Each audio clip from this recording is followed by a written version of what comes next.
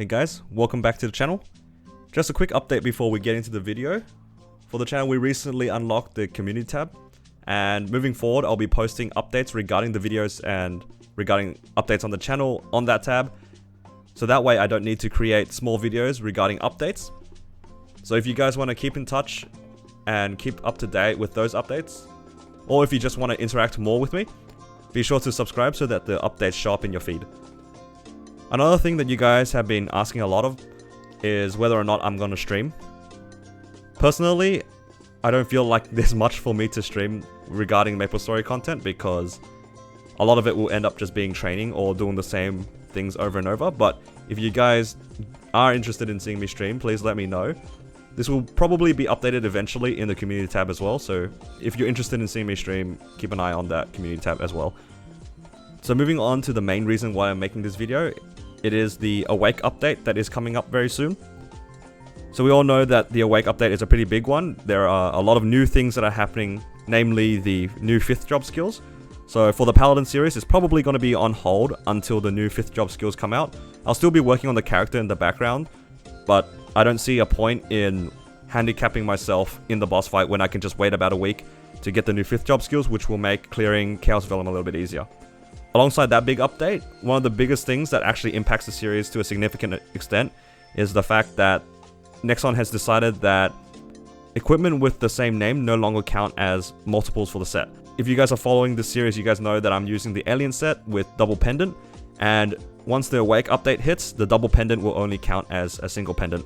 So for most early game to mid game players, this is pretty insignificant because the main group of people that are impacted are those who have double Golics. So those that don't have double Golics are not really impacted in that sense because we'll have to work towards a different best in slot meta, I guess. But for those who have decided to use double alien like I have, we won't be able to use both the alien necklaces.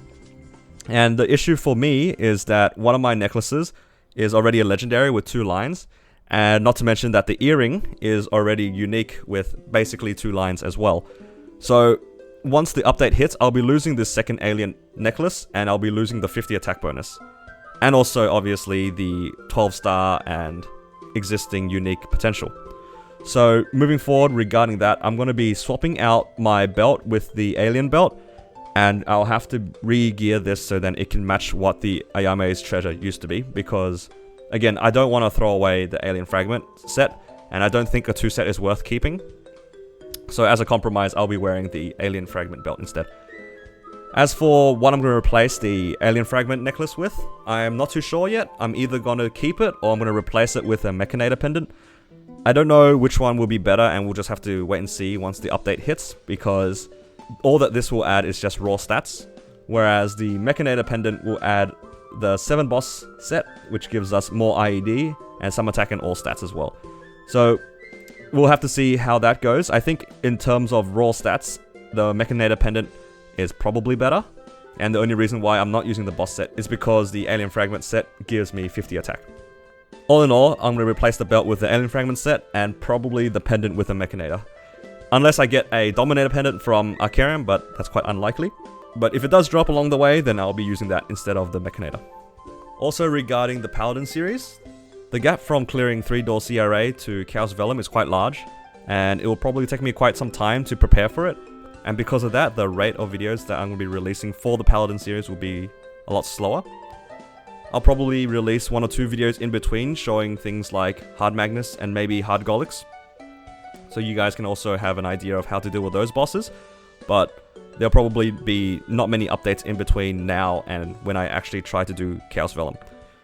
I do want to help you guys with the game, so what I'm going to be doing soon is creating a new series that is based around creating a Farming Kanna. So if you guys are playing in Reboot, you guys will know that having a Farming Kanna is quite important, and it helps you significantly go through the game by providing you with a lot of node stones and of course a lot of money. So I'm going to be creating a Farming Kanna, even though I'm not particularly fond of a Kanna. I think that they are basically the epitome of easy mode for Maplestory, but they're easy mode for a reason, and the amount of benefit they give for any account is too big to ignore. So I'll be working on my Farming Kanna, which currently is basically naked. It's wearing just basically Pencilia and nothing else. keep an eye out for that as well. I'll be working on that series soon. And another series that I'm going to be working on alongside the Kanna series will be a Teraburning series. So when the Awake update hits, we'll all be able to Teraburn a character. And if the Teraburning event is going to be similar to the past Teraburning events, we are going to be able to get a free temporary CRA set that is 12 starred. And what I'm going to be doing is getting that character to be able to clear CRA as well. So then new players and returning players who are Teraburning the character will be able to replace their temporary gear before it expires. So that's going to be the main goal for that series, just being able to replace the temporary gear. As for which class I'm going to Teraburn, I'm not quite sure yet. I did post an update on the community tab not too long ago regarding which classes you guys would like to see. At the moment, it seems like the top class that you guys want to see is Jet, which I'm completely fine with, by the way. Like, I personally think Jet is a really nice class, but depending on what you guys want to see, please let me know. If it's a character that I already have, I'm just going to make it again. So I won't be like deleting characters, or I won't feel bad for creating a duplicate character. So feel free to suggest whichever class that you guys want to see. The only two classes I won't be taking into consideration will be Zero and Beast Tamer. I know you guys like to meme about those classes, but I don't think that it's worth dedicating that amount of time into a Beast Tamer for it to boss, because it doesn't have very much potential later down the game. And I doubt a lot of people are Teraburning a Beast Tamer, so then it can go into endgame content. As for Zero, I understand that it's a new class and people want to see it, but I don't know much about Zero, and I'd rather make content that I'm more confident in. For those two suggestions, I'm probably not going to burn, so I'll look into the other classes you guys are interested in seeing. And I believe that's all that I wanted to go through in this video. As always, I really appreciate your guys' support. This channel has grown much bigger than I ever thought it would be. So I really appreciate the support that you guys have been giving me, especially in the comments. I do read all the comments that you guys leave behind. But yeah, thanks for watching and have a nice day.